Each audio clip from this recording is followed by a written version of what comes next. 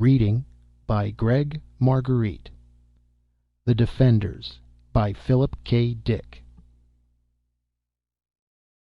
No weapon has ever been frightful enough to put a stop to war, perhaps because we never before had any that thought for themselves. Taylor sat back in his chair reading the morning newspaper. The warm kitchen and the smell of coffee blended with the comfort of not having to go to work. This was his rest period, the first for a long time, and he was glad of it. He folded the second section back, sighing with contentment. "What is it?" Mary said from the stove. "They pasted Moscow again last night." Taylor nodded his head in approval. "Gave it a real pounding. One of those RH bombs. It's about time." He nodded again, feeling the full comfort of the kitchen, the presence of his plump, attractive wife, the breakfast dishes and coffee. This was relaxation. And the war news was good and satisfying. He could feel a justifiable glow at the news, a sense of pride and personal accomplishment. After all, he was an integral part of the war program. Not just another factory worker lugging a cart of scrap, but a technician, one of those who designed and planned the nerve trunk of the war. "It says they have the new subs almost perfected. Wait until they get those going."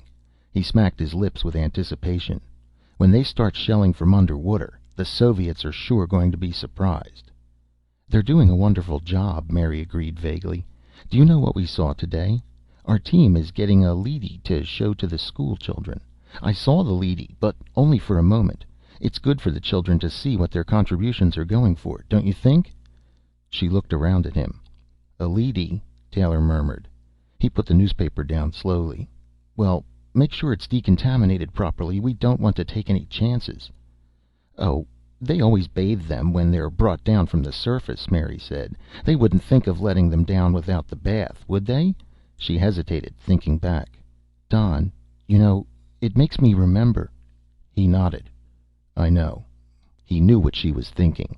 Once, in the very first weeks of the war, before everyone had been evacuated from the surface, they had seen a hospital train discharging the wounded, people who had been showered with sleet.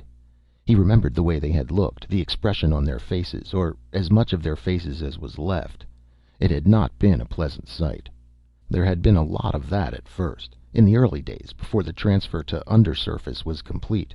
There had been a lot, and it hadn't been very difficult to come across. Taylor looked up at his wife. She was thinking too much about it. The last few months, they all were. "Forget it," he said. "It's all in the past. There isn't anybody up there now but the leadys, and they don't mind."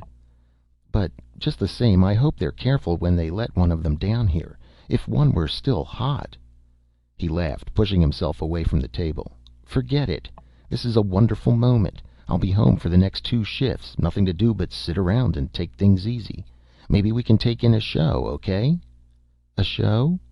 Do we have to? I don't like to look at all the destruction, the ruins. Sometimes I see some place I remember, like San Francisco. They showed a shot of San Francisco, the bridge broken and fallen in the water, and I got upset. I don't like to watch." "But don't you want to know what's going on? No human beings are getting hurt, you know." "But it's so awful." Her face was set and strained. "Please, no, Don." Don Taylor picked up his newspaper sullenly. "All right, but there isn't a hell of a lot else to do. And don't forget, their cities are getting it even worse." She nodded. Taylor turned the rough, thin sheets of newspaper. His good mood had soured on him. Why did she have to fret all the time? They were pretty well off as things went. You couldn't expect to have everything perfect, living undersurface with an artificial sun and artificial food. Naturally, it was a strain not seeing the sky or being able to go any place or see anything other than metal walls, great roaring factories, the plant yards, and barracks, but it was better than being on the surface. And someday it would end and they could return. Nobody wanted to live this way, but it was necessary. He turned the page angrily, and the poor paper ripped. Damn it! The paper was getting worse quality all the time. Bad print, yellow tint. Well, they needed everything for the war program. He ought to know that. Wasn't he one of the planners? He excused himself and went into the other room. The bed was still unmade. They had better get it in shape before the 7th-hour inspection. There was a 1-unit fine. The vidphone rang. He halted. Who would it be? He went over and clicked it on. "Taylor?" the face said, forming into place. It was an old face, gray and grim. "This is Moss. I'm sorry to bother you during rest period, but this thing has come up." He rattled papers. "I want you to hurry over here." Taylor stiffened. "What is it? There's no chance it could wait?" The calm gray eyes were studying him, expressionless, unjudging. "If you want me to come down to the lab," Taylor grumbled, "I suppose I can. I'll get my uniform." "No. Come as you are, and not to the lab. Meet me at the second stage, as soon as possible. It'll take you about a half an hour using the fast car up. I'll see you there."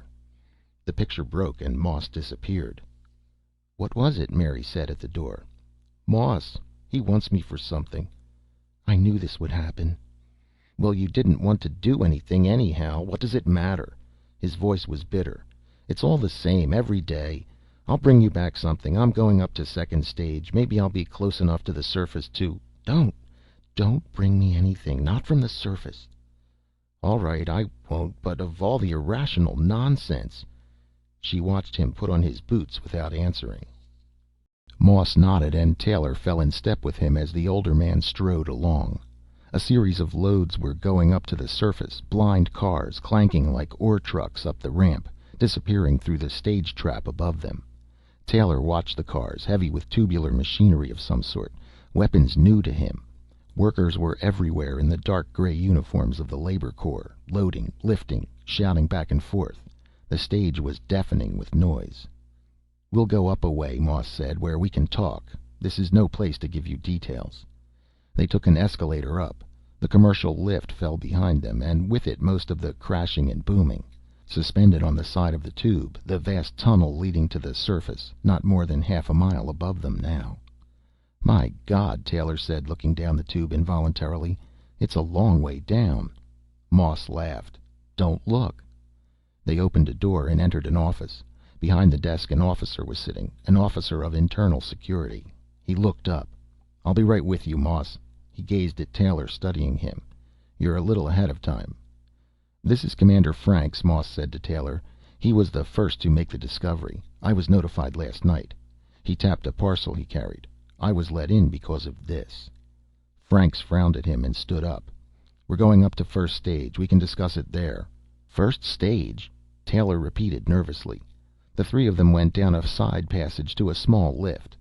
"I've never been up there. Is it all right? It's not radioactive, is it?" "You're like everyone else," Franks said. "Old women afraid of burglars. No radiation leaks down to first stage. There's lead and rock, and what comes down the tube is bathed." "What's the nature of the problem?" Taylor asked. "I'd like to know something about it." "In a moment." They entered the lift and ascended. When they stepped out, they were in a hall of soldiers, weapons and uniforms everywhere. Taylor blinked in surprise. So this was first stage, the closest undersurface level to the top. After this stage was only rock, lead and rock, and the great tubes leading up like the burrows of earthworms. Lead and rock, and above that, where the tubes opened, the great expanse that no living being had seen for 8 years. The vast, endless ruin that had once been man's home. The place where he had lived 8 years ago. Now the surface was a lethal desert of slag and rolling clouds.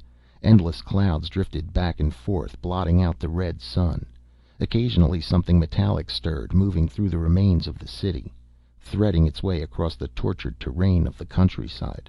A leady, a surface robot, immune to radiation, constructed with feverish haste in the last months before the Cold War became literally hot. Leadys crawling along the ground, moving over the oceans or through the skies in slender blackened craft. Creatures that could exist where no life could remain. Metal and plastic figures that waged a war man had conceived, but which he could not fight himself. Human beings had invented war, invented and manufactured the weapons, even invented the players, the fighters, the actors of the war. But they themselves could not venture forth, could not wage it themselves. In all the world, in Russia, in Europe, America, Africa, no living human being remained. They were under the surface, in the deep shelters that had been carefully planned and built, even as the first bombs began to fall. It was a brilliant idea, and the only idea that could have worked. Up above, on the ruined, blasted surface of what had once been a living planet, the leady crawled and scurried and fought man's war. And undersurface, in the depths of the planet, human beings toiled endlessly to produce the weapons to continue the fight, month by month, year by year. "First stage," Taylor said. A strange ache went through him. "Almost to the surface." "But not quite," Moss said. Franks led them through the soldiers, over to one side near the lip of the tube. "In a few minutes a lift will bring something down to us from the surface," he explained. "You see, Taylor, every once in a while Security examines and interrogates a surface leady, one that has been above for a time, to find out certain things. A vidcall is sent up and contact is made with a field headquarters. We need this direct interview. We can't depend on vidscreen contact alone. The leadys are doing a good job, but we want to make certain that everything is going the way we want it." Franks faced Taylor and Moss and continued. "The lift will bring down a leady from the surface, one of the A-class leadys. There's an examination chamber in the next room with a lead wall in the center, so the interviewing officer won't be exposed to radiation. We find this easier than bathing the leady. It is going right back up. It has a job to get back to. 2 days ago, an A-class leady was brought down and interrogated. I conducted the session myself. We were interested in a new weapon the Soviets have been using, an automatic mine that pursues anything that moves. Military had sent instructions up that the mine be observed and reported in detail. This A-class leady was brought down with information. We learned a few facts from it, obtained the usual roll of film and reports, and then sent it back up. It was going out of the chamber, back to the lift, when a curious thing happened. At the time I thought—" Franks broke off. A red light was flashing. "That downlift is coming." He nodded to some soldiers. "Let's enter the chamber. The leady will be along in a moment." "An A-class leady," Taylor said. "I've seen them on the show screens, making their reports." "It's quite an experience," Moss said. "They're almost human." They entered the chamber and seated themselves behind the lead wall. After a time a signal was flashed, and Franks made a motion with his hands. The door beyond the wall opened. Taylor peered through his view slot. He saw something advancing slowly, a slender metallic figure moving on a tread, its arm grips at rest by its sides. The figure halted and scanned the lead wall. It stood waiting. "We're interested in learning something," Franks said. "Before I question you, do you have anything to report on surface conditions?" "No. The war continues." The leady's voice was automatic and toneless. "We are a little short of fast pursuit craft, the single seat type. We could use also some—" "That has all been noted. What I want to ask you is this. Our contact with you has been through vidscreen only. We must rely on indirect evidence. Since none of us goes above, we can only infer what is going on. We never see anything ourselves. We have to take it all second hand. Some top leaders are beginning to think there's too much room for error." "Error?" the leady asked. "In what way? Our reports are checked carefully before they're sent down. We maintain constant contact with you. Everything of value is reported. Any new weapons which the enemy is seen to employ—" "I realize that," Franks grunted behind his peep slot. "But perhaps we should see it all for ourselves. Is it possible that there might be a large enough radiation-free area for a human party to ascend to the surface? If a few of us were to come up in lead-lined suits, would we be able to survive long enough to observe conditions and watch things?" The machine hesitated before answering. "I doubt it. You can check air samples, of course, and decide for yourselves. But in the 8 years since you left, things have continually worsened. You cannot have any real idea of conditions up there. It has become difficult for any moving object to survive for long. There are many kinds of projectiles sensitive to movement. The new mine not only reacts to motion, but continues to pursue the object indefinitely, until it finally reaches it. And the radiation is everywhere." "I see." Franks turned to Moss, his eyes narrowed oddly. "Well, that was what I wanted to know. You may go." The machine moved back towards its exit. It paused. "Each month the amount of lethal particles in the atmosphere increases. The tempo of the war is gradually—" "I understand." Franks rose. He held out his hand, and Moss passed him the package. One thing before you leave. I want you to examine a new type of metal shield material. I'll pass you a sample with the tong." Franks put the package in the toothed grip and revolved the tong so that he held the other end. The package swung down to the leady, which took it. They watched it unwrap the package and take the metal plate in its hands. The leady turned the metal over and over. Suddenly, it became rigid. "All right," Frank said. He put his shoulder against the wall and a section slid aside. Taylor gasped. Franks and Moss were hurrying up to the leady. "Good God," Taylor said. "But it's radioactive." The leady stood unmoving, still holding the metal. Soldiers appeared in the chamber. They surrounded the leady and ran a counter across it carefully. "Okay, sir," one of them said to Franks. "It's as cold as a long winter evening." "Good. I was sure, but I didn't want to take any chances."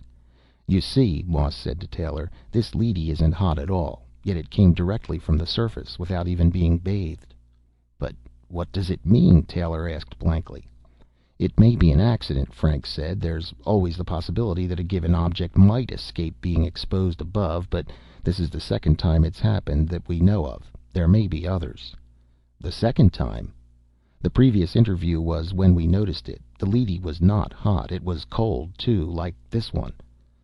Moss took back the metal plate from the leady's hands. He pressed the surface carefully and returned it to the stiff, unprotesting fingers. "We shorted it out with this so we could get close enough for a thorough check. It'll come back on in a second now. We had better get behind the wall again." They walked back and the lead wall swung closed behind them. The soldiers left the chamber. "2 periods from now," Frank said softly, "an initial investigating party will be ready to go surface side. We're going up the tube in suits, up to the top.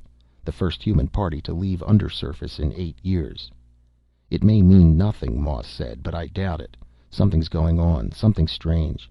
The leady told us no life could exist above without being roasted. The story doesn't fit." Taylor nodded. He stared through the peep slot at the immobile metal figure. Already the leady was beginning to stir. It was bent in several places, dented and twisted, and its finish was blackened and charred. It was a leady that had been up there a long time. It had seen war and destruction, ruin so vast that no human being could imagine the extent. It had crawled and slunk in a world of radiation and death, a world where no life could exist. And Taylor had touched it. "You're going with us," Frank said suddenly. "I want you along. I think the 3 of us will go." Mary faced him with a sick and frightened expression. "I know it. You're going to the surface, aren't you?" She followed him into the kitchen. Taylor sat down, looking away from her.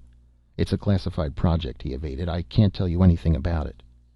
"You don't have to tell me. I know. I knew it the moment you came in. There was something on your face, something I haven't seen there for a long, long time. It was an old look." She came toward him. "But how can they send you to the surface?" She took his face in her shaking hands, making him look at her. There was a strange hunger in her eyes. "Nobody can live up there.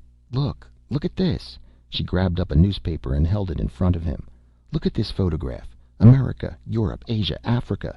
Nothing but ruins. We've seen it every day on the show screens. All destroyed, poisoned. And they're sending you up? Why? No living thing can get by up there. Not even a weed or grass. They've wrecked the surface, haven't they? Haven't they?" Taylor stood up. "It's an order. I know nothing about it. I was told to report to join a scout party. That's all I know." He stood for a long time, staring ahead. Slowly he reached for the newspaper and held it up to the light. "It looks real," he murmured. "Ruins, deadness, slag. It's convincing. All the reports, photographs, films, even air samples. Yet we haven't seen it for ourselves, not after the first months." "What are you talking about?" "Nothing." He put the paper down. "I'm leaving early after the next sleep period. Let's turn in." Mary turned away. Her face was hard and harsh. "Do what you want. We might just as well all go up and get killed at once instead of dying slowly down here like vermin in the ground." He had not realized how resentful she was. Were they all like that? How about the workers toiling in the factories day and night, endlessly? The pale, stooped men and women plodding back and forth to work, blinking in the colorless light, eating synthetics. "You shouldn't be so bitter," he said. Mary smiled a little. "I'm bitter because I know you'll never come back." She turned away. "I'll never see you again once you go up there." He was shocked. "What? How can you say a thing like that?" She did not answer. He awakened with the public newscaster screeching in his ears, shouting outside the building. "Special news bulletin. Surface forces report enormous Soviet attack with new weapons. Retreat of key groups. All work units report to factories at once." Taylor blinked, rubbing his eyes. He jumped out of bed and hurried to the vidphone. A moment later he was put through to Moss. "Listen," he said. "What about this new attack? Is the project off?" He could see Moss's desk, covered with reports and papers. "No," Moss said. "We're going right ahead. Get over here at once." "But—" "Don't argue with me." Moss held up a handful of surface bulletins, crumpling them savagely. "This is a fake. Come on." He broke off. Taylor dressed furiously, his mind in a daze. Half an hour later he leaped from a fast car and hurried up the stairs into the Synthetics building. The corridors were full of men and women rushing in every direction. He entered Moss's office. "There you are," Moss said, getting up immediately. "Franks is waiting for us at the outgoing station." They went in a security car, the sirens screaming. Workers scattered out of their way. "What about the attack?" Taylor asked. Moss braced his shoulders. "We're certain that we've forced their hand. We've brought the issue to a head." They pulled up at the station link of the tube and leaped out. A moment later they were moving up at high speed toward the first stage. They emerged into a bewildering scene of activity. Soldiers were fastening on lead suits, talking excitedly to each other, shouting back and forth. Guns were being given out, instructions passed. Taylor studied one of the soldiers. He was armed with the dreaded Bender pistol, the new snub-nosed hand weapon that was just beginning to come from the assembly line. Some of the soldiers looked a little frightened. "I hope we're not making a mistake," Moss said, noticing his gaze. Franks came towards them. "Here's the program. The three of us are going up first, alone. The soldiers will follow in 15 minutes. "What are we going to tell the leadys?" Taylor worriedly asked. "We'll have to tell them something." "We want to observe the new Soviet attack," Franks smiled ironically. "Since it seems to be so serious, we should be there in person to witness it." "And then what?" Taylor said. "That'll be up to them. Let's go." In a small car they went swiftly up the tube, carried by anti-grav beams from below. Taylor glanced down from time to time. It was a long way back, and getting longer each moment. He sweated nervously inside his suit, gripping his Bender pistol with inexpert fingers. Why had they chosen him? Chance. Pure chance. Moss had asked him to come along as a department member. Then Franks had picked him out on the spur of the moment. And now they were rushing toward the surface, faster and faster. A deep fear instilled in him for 8 years throbbed in his mind. Radiation, certain death, a world blasted and lethal. Up and up the car went. Taylor gripped the sides and closed his eyes. Each moment they were closer. The first living creatures to go above the first stage, up the tube past the lead and rock, up to the surface. The phobic horror shook him in waves. It was death. They all knew that. Hadn't they seen it in the films 1,000 times? The cities, the sleet coming down, the rolling clouds. "It won't be much longer," Frank said. "We're almost there. The surface tower is not expecting us. I gave orders that no signal was to be sent." The car shot up, rushing furiously. Taylor's head spun. He hung on, his eyes shut. Up and up. The car stopped. He opened his eyes. They were in a vast room, fluorescent lit, a cavern filled with equipment and machinery, endless mounds of material piled in row after row. Among the stacks, leadys were working silently, pushing trucks and handcarts. "Leadys," Moss said. His face was pale. "Then we're really on the surface." The leadys were going back and forth with equipment moving the vast stores of guns and spare parts, ammunition and supplies that had been brought to the surface. And this was the receiving station for only one tube. There were many others scattered throughout the continent. Taylor looked nervously around him. They were really there, above ground, on the surface. This was where the war was. "Come on," Frank said. "A B-class guard is coming our way." They stepped out of the car. A leady was approaching them rapidly. It coasted up in front of them and stopped, scanning them with its hand weapons raised. "This is security," Frank said. "Have an A-class sent to me at once." The leady hesitated.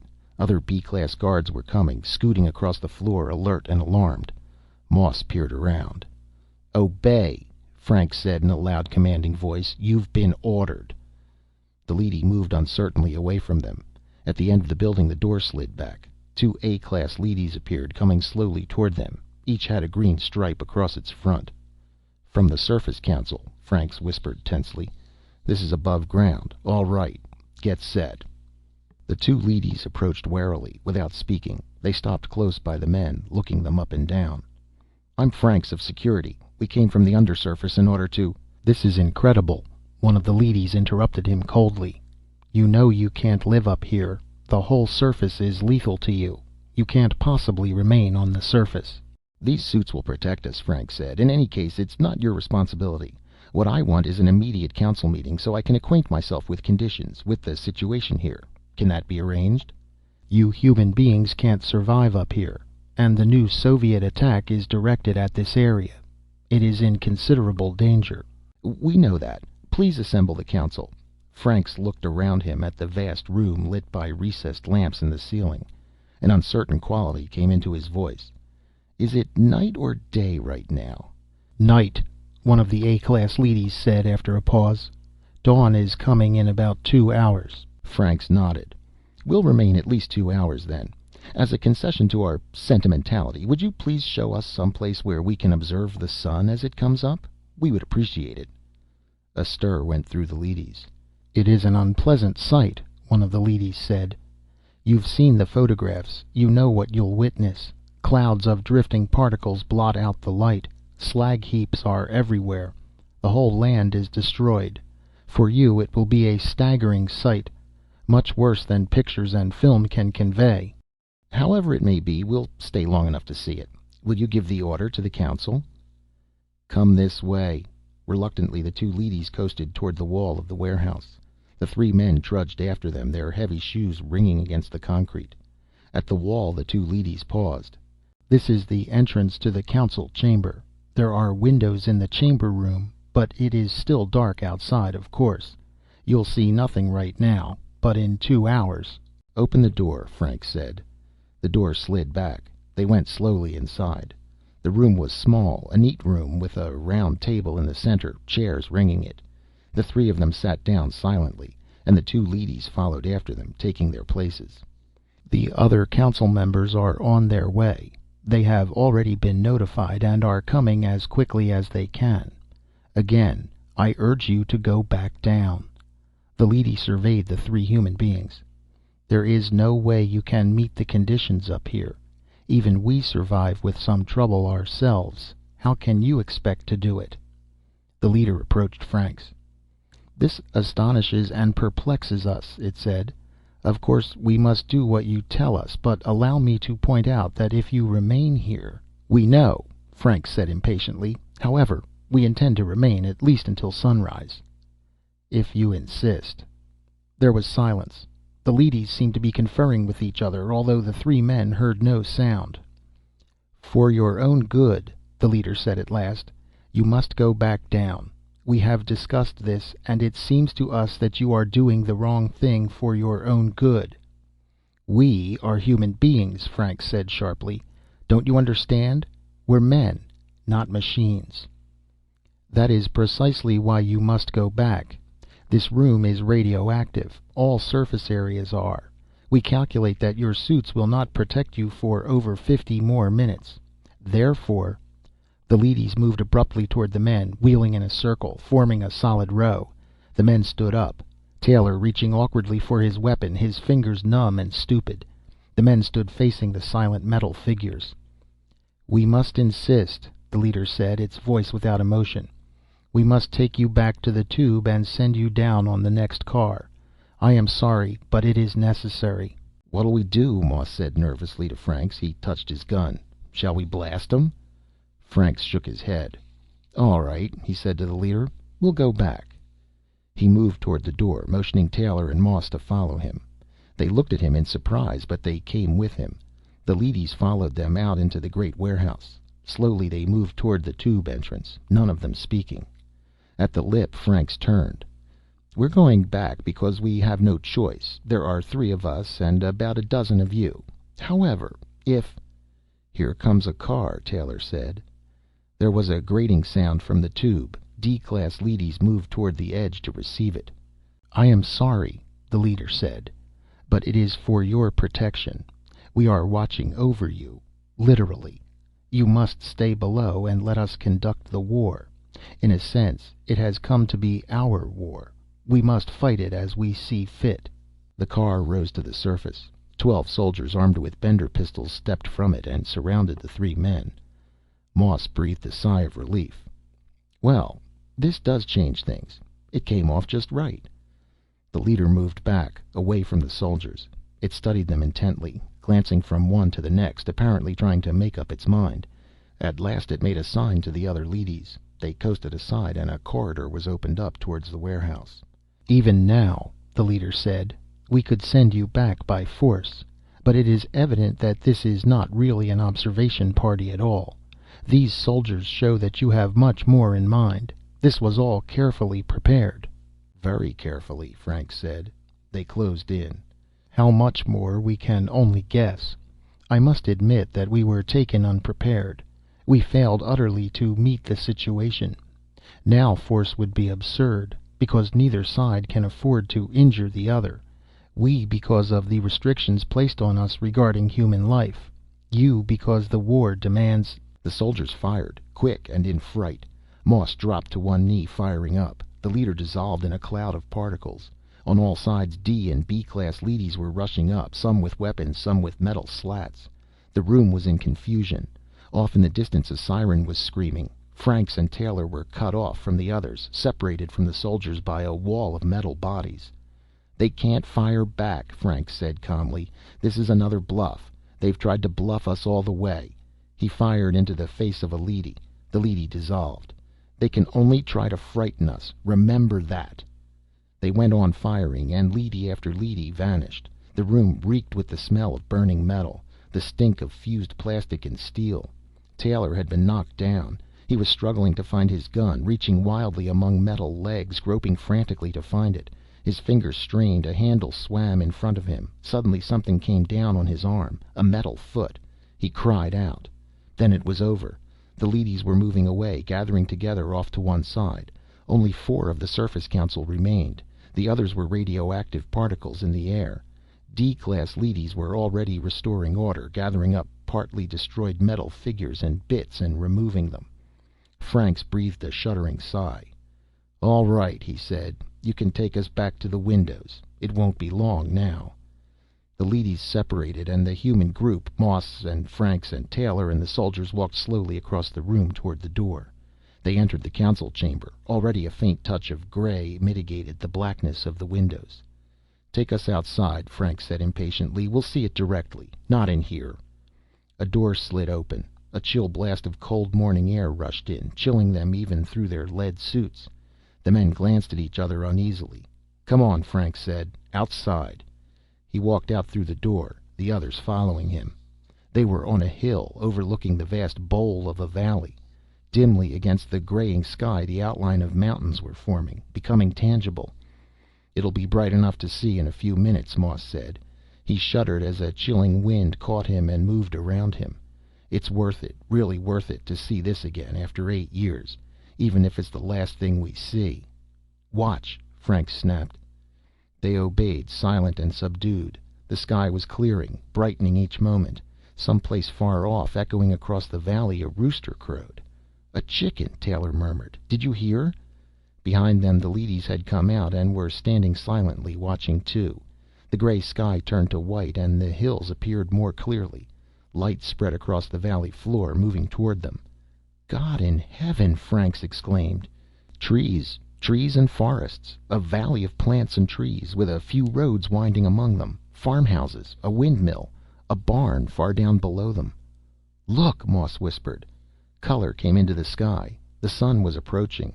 Birds began to sing. Not far from where they stood, the leaves of a tree danced in the wind. Franks turned to the row of leadys behind them. 8 years we were tricked. There was no war. As soon as we left the surface—" "Yes," an A-class leady admitted. "As soon as you left, the war ceased. You're right, it was a hoax. You worked hard undersurface, sending up guns and weapons, and we destroyed them as fast as they came up." "But why?" Taylor asked, dazed. He stared down at the vast valley below. "Why?" "You created us," the leady said, "to pursue the war for you, while you human beings went below the ground in order to survive. But before we could continue the war, it was necessary to analyze it to determine what its purpose was. We did this, and we found that it had no purpose, except, perhaps, in terms of human needs. Even this was questionable. We investigated further. We found that human cultures pass through phases, each culture in its own time. As the culture ages and begins to lose its objectives, conflict arises within it between those who wish to cast it off and set up a new culture pattern, and those who wish to retain the old with as little change as possible. At this point, a great danger appears. The conflict within threatens to engulf the society in self-war, group against group. The vital traditions may be lost, not merely altered or reformed, but completely destroyed in this period of chaos and anarchy.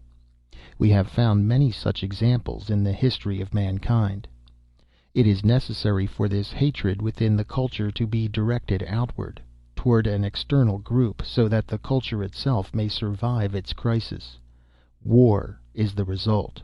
War, to a logical mind, is absurd, but in terms of human needs it plays a vital role, and it will continue to, until man has grown up enough so that no hatred lies within him. Taylor was listening intently. "Do you think this time will come?" "Of course. It has almost arrived now. This is the last war. Man is almost united into one final culture, a world culture.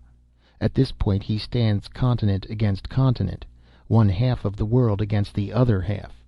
Only a single step remains, the jump to a unified culture. Man has climbed slowly upward, tending always toward unification of his culture. It will not be long. But it has not come yet, and so the war has to go on, to satisfy the last violent surge of hatred that man felt. 8 years have passed since the war began. In these 8 years we have observed and noted important changes going on in the minds of men. Fatigue and disinterest, we have seen, are gradually taking the place of hatred and fear. The hatred is being exhausted gradually, over a period of time. But for the present the hoax must go on, at least for a while longer. You are not ready to learn the truth. You would want to continue the war." "But how did you manage it?" Moss asked. "All the photographs, the samples, the damaged equipment." "Come over here." The leady directed them toward a long, low building. "Work goes on constantly, whole staffs laboring to maintain a coherent and convincing picture of global war." They entered the building. Leadys were working everywhere, poring over tables and desks. "Examine this project here," the A-class leady said. 2 leadys were carefully photographing something, an elaborate model on a tabletop. "It is a good example." The men grouped around, trying to see. It was a model of a ruined city. Taylor studied it in silence for a long time. At last he looked up. "It's San Francisco," he said in a low voice. "This is a model of San Francisco, destroyed. I saw this on the vidscreen piped down to us. The bridges were hit." "Yes. Notice the bridges." The leady traced the ruined span with his metal finger. A tiny spider web, almost invisible. "You have no doubt seen photographs of this many times, and of the other tables in this building. San Francisco itself is completely intact. We restored it soon after you left, rebuilding the parts that had been damaged at the start of the war. The work of manufacturing news goes on all the time in this particular building. We are very careful to see that each part fits in with all the other parts. Much time and effort are devoted to it." Franks touched one of the tiny model buildings lying half in ruins. "So this is what you spend your time doing, making model cities and then blasting them?" "No, we do much more. We are caretakers, watching over the whole world. The owners have left for a time, and we must see that the cities are kept clean, that decay is prevented, that everything is kept oiled and in running condition. The gardens, the streets, the water mains, everything must be maintained as it was 8 years ago, so that when the owners return, they will not be displeased. We want to be sure that they will be completely satisfied." Franks tapped Moss on the arm. "Come over here," he said in a low voice. "I want to talk to you." He led Moss and Taylor out of the building, away from the leadys, outside on the hillside. The soldiers followed them. The sun was up and the sky was turning blue. The air smelled sweet and good, the smell of growing things. Taylor removed his helmet and took a deep breath. "I haven't smelled that smell for a long time," he said. "Listen," Frank said, his voice low and hard. "We must get back down at once. There's a lot to get started on. All this can be turned to our advantage." "What do you mean?" Moss asked. "It's a certainty that the Soviets have been tricked, too, the same as us. But we have found out. That gives us an edge over them." "I see," Moss nodded. "We know, but they don't. Their Surface Council has sold out, the same as ours. It works against them the same way. But if we could, with 100 top-level men, we could take over again, restore things as they should be. It would be easy." Moss touched him on the arm. An A-class leady was coming from the building towards them. "We've seen enough," Frank said, raising his voice. "All this is very serious. It must be reported below and a study made to determine our policy." The leady said nothing. Franks waved to the soldiers. "Let's go." He started toward the warehouse.